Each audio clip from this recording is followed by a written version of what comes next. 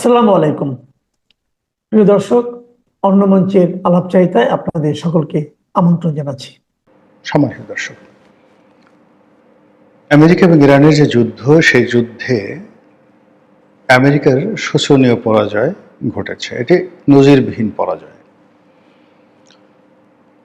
এবং আশ্চর্য একটা ব্যাপার হলো যে গত 100 বছর ধরে পৃথিবীর মানচিত্রে আমেরিকা এবং ইউরোপ যুগপৎভাবে যে যুদ্ধ তারা পরিচালনা করে আসছিল, যখন ইউরোপের কোনো একটি রাষ্ট্র অনাহতভাবে কোনো যুদ্ধ করেছে, সেটা ফকল্যান্ড যুদ্ধ বলেন কিংবা অন্য কোনো যুদ্ধ বলেন, সঙ্গে সঙ্গে অন্য রাষ্ট্রগুলো একেবারে কাক্কা হওয়া করে সেখানে তারা যোগদান করেছে।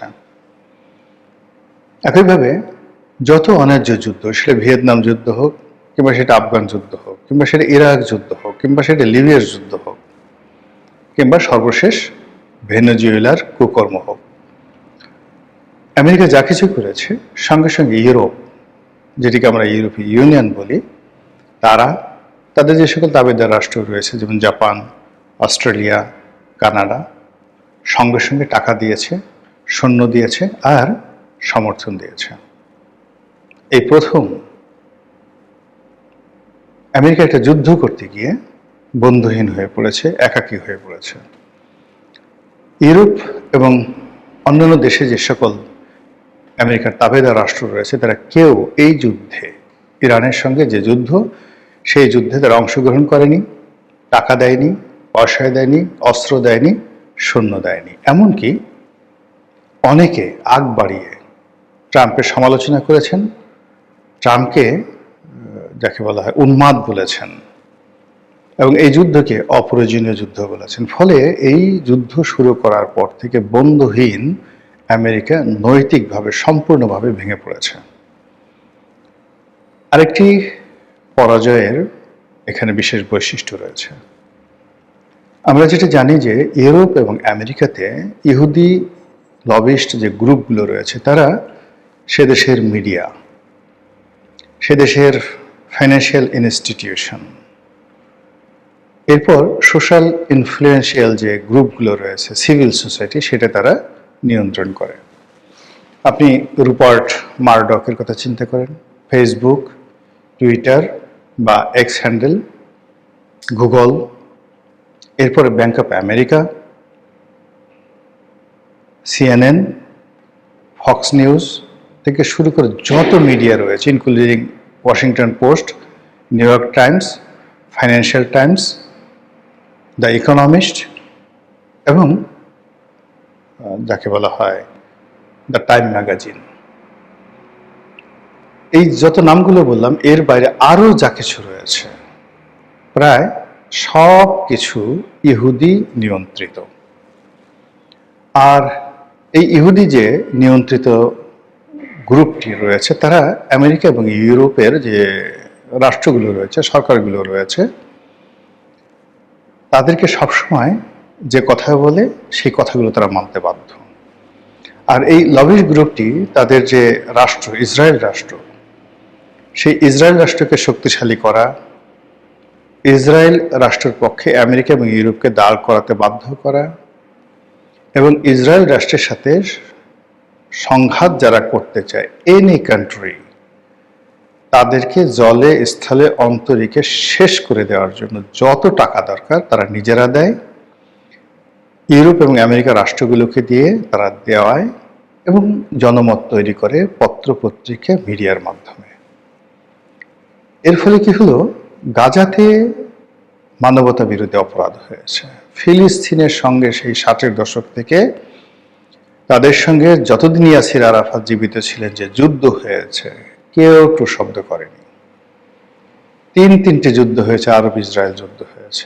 তারা গোলান হাইট মানে গোলান মালভূমি, তারা মিশরের একটা বিরাট অংশ, সিরিয়ার একটা বিরাট অংশ, পশ্চিম তীর, গাজা, জেরিকো, পুরো এলাকা দখল করে নিয়ে গেছে। তারা একের পর এক উপর্যুপরি হামলা চালিয়েছে ইয়ামেনে। সারা পৃথিবী নীরব ছিল। তাদের লবিস্ট গ্রুপের কারণে সবাই মনে করেছে এটা এরকম একটা যুদ্ধ, এই কাজ করার অধিকার ইসরায়েলের আছে। আর ইসরায়েলকে শুধু এই যে অধিকার আছে এই কথা বলে না, ইউরোপ আমেরিকা তাদের সর্বাধুনিক প্রযুক্তি, যুদ্ধ বিমান, কামান, রাডার সিস্টেম থেকে শুরু করে যা কিছু আছে অকাতরে দিয়ে গেছে। এইবার প্রথম ইসরায়েলের অভ্যন্তরের যে ইহুদি গ্রুপ, তারা আমেরিকার যে ধর্মীয় গ্রুপ, বিশেষ করে যে ক্যাথলিক খ্রিস্টান, তারা সবাই এই যুদ্ধের বিরোধিতা করেছে। খোদ ইসরায়েলে এবং ইসরায়েলের পার্লামেন্টের মধ্যে নেতানিয়াহু বিরোধী যে তৎপরতা চলেছে, তেল আবিব, এরপর হাইফা, এ সকল বড় বড় শহরগুলোতে যেভাবে হাজার হাজার সাধারণ জনগণ রাস্তায় নেমে এই যুদ্ধের বিরোধিতা করেছে, তখনই আসলে আমেরিকার পরাজয় কনফার্ম হয়ে গেছে।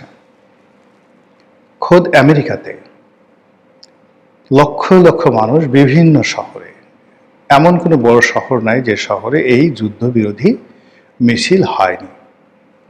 শুধু কি তাই, তারা ডোনাল্ড ট্রাম্পকে বলেছে এটা একটা পাগল, এটা একটা উন্মাদ, এই পাগল আমাদের পুরো আমেরিকা জাতিকে শেষ করে দিচ্ছে।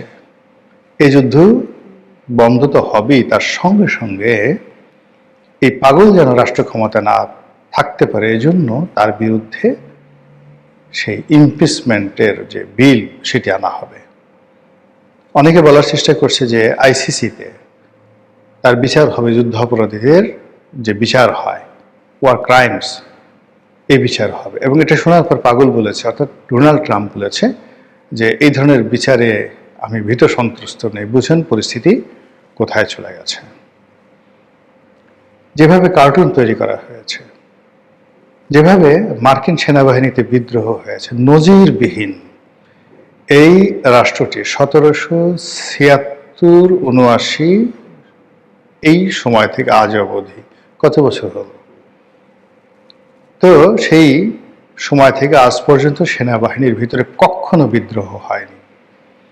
এই প্রথম বিদ্রোহ হয়েছে, এবং সেই বিদ্রোহের কারণে কম করে হলেও প্রকাশ্যে আমরা যেটা দেখেছি, 20 থেকে 25 জন 4 স্টার জেনারেল তাদেরকে চাকরিচ্যুত করা হয়েছে। অনেকে স্বেচ্ছায় চাকরি ছেড়ে দিয়েছেন, অনেক বড় বড় পদ থেকে অনেক বড় বড় কর্মকর্তা ইস্তফা দিয়েছেন। এই নজিরবিহীন ঘটনার পাশাপাশি আমেরিকা এই যুদ্ধে রীতিমতো দেউলিয়া হয়ে গেছে।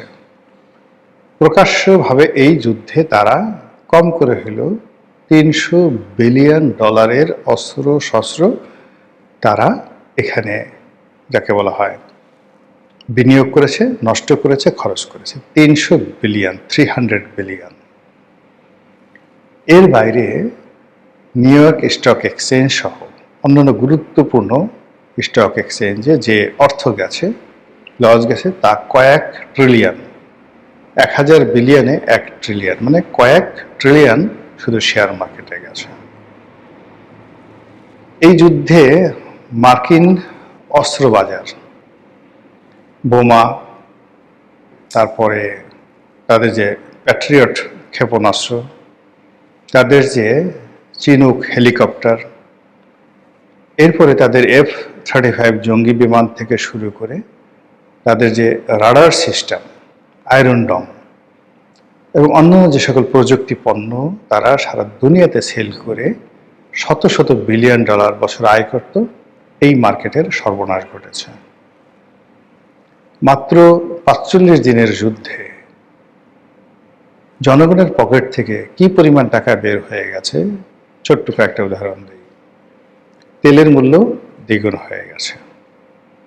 তাহলে আমেরিকার যে জনগণ, তাদের যে কনজিউম, সেটা তেল বলেন, খাবার বলেন, অন্য যে কোনো পণ্য বলেন, এমনকি তারা যে মাছ মাংস যে জিনিসগুলো খায়, ক্ষেত্র বিশেষে কোনোটির দাম দ্বিগুণ, কোনোটির দাম 3 গুণ হয়ে গেছে এই কয়দিনে।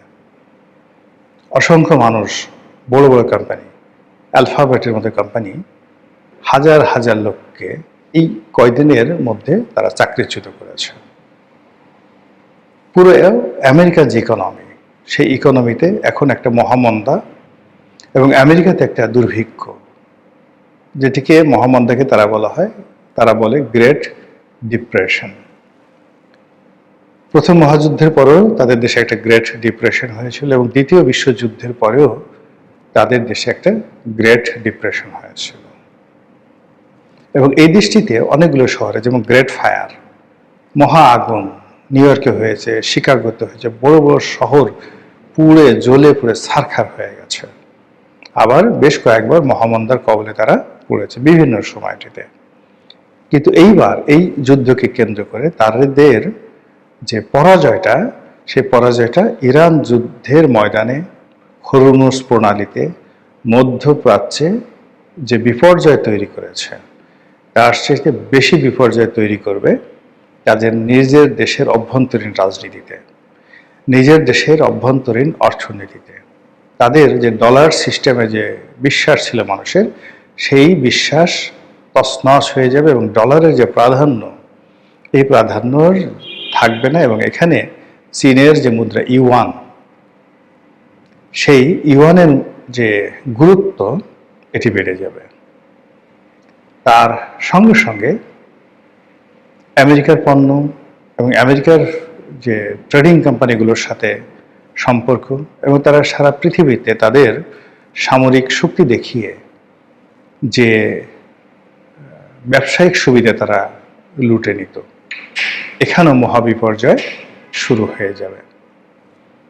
যদি ডোনাল্ড ট্রাম্প অসুস্থ হয়ে পড়েন, ক্ষমতাচ্যুত হন, পাগলাগারদে চলে যান, এমনকি তার ভাগ্যে যদি জন এফ কেনেডির মতো কোনো ঘটনা, আব্রাহাম লিঙ্কনের মতো কোনো ঘটনা ঘটে, তাও অস্বাভাবিক কিছু নয়। বৃত্ত এবং বৈভব এমন একটা জিনিস, যারা দীর্ঘদিন ধরে এটা ভোগ করে, এক সেকেন্ডের জন্য তারা এটা ত্যাগ করতে চায় না। দ্য আমেরিকান নেশন, তারা নিজেদেরকে মনে করে গ্রেট আমেরিকান নেশন। এই আমেরিকার নাগরিকদের একটা বিরাট অংশ, তারা জীবনের পাসপোর্ট তৈরি করে না। তারা মনে করে যে আমেরিকার বাইরে তাদের যাওয়ার কোনো প্রয়োজন নেই। তো সেই আমেরিকান নাগরিক, তারা যদি এই যুদ্ধের কারণে অভাবে পড়ে, বিপদে পড়ে, বিপত্তিতে পড়ে, এমনি আমেরিকান সোসাইটিটা ভীষণ রকম আনপ্রেডিক্টেবল। সেখানে একটা ব্যাংক দেউলিয়া হতে 1 মিনিট লাগে না। কোনো কোম্পানি দেউলিয়া আইন আছে, হাজার হাজার কোম্পানি প্রতিনিয়ত দেউলিয়া হচ্ছে। তাদের বড় বড় শহর তারা তৈরি করে, আবার সে সকল শহর দেউলিয়া হয়ে যায়। সে সকল শহরে যে সকল ব্যাংক বিনিয়োগ করে, ব্যাংকগুলো দেউলিয়া হয়ে যায়। আমি একটা সময় যখন আমেরিকাতে ছিলাম, তখন বেশ কয়েকটি শহর, শিকাগো, এরপর অন্যান্য 4-5টা শহর, সেখানে কয়েকটা উপশহর আমি দেখে আসছি। এক একটা উপশহরে 4,000, 5,000 ঠিক ডুপ্লেক্স বাড়িগুলো তারা তৈরি করেছিল এবং পুরো বাড়িগুলো তারা খালি করে ফেলেছিল, ওখানে বসতি ছিল না। এর কারণ হলো অর্থনৈতিক মন্দার কারণে। তো অর্থনৈতিক মন্দার কারণে যে অবস্থা আমি দেখে আসছি, এটা যদি গ্রেট ডিপ্রেশন হয়, তাহলে যে কি হবে, এটি আমেরিকার ইতিহাস যারা জানেন, তারা 1933 থেকে 1937 সন পর্যন্ত যা হয়েছিল আমেরিকাতে, সেই ইতিহাস স্মরণ করলে বুঝতে পারবেন। কাজী ইরানের সঙ্গে আমেরিকার যে পরাজয়, এই পরাজয় কেবল সাময়িক নয়, এ পরাজয় সুদূর প্রসারী। এ পরাজয় আমেরিকাকে ভোগাবে, এ পরাজয় তার দোসরদেরকে ভোগাবে, এ পরাজয় বাংলাদেশকে ভোগাবে, এ পরাজয় সারা দুনিয়াকে ভোগাবে।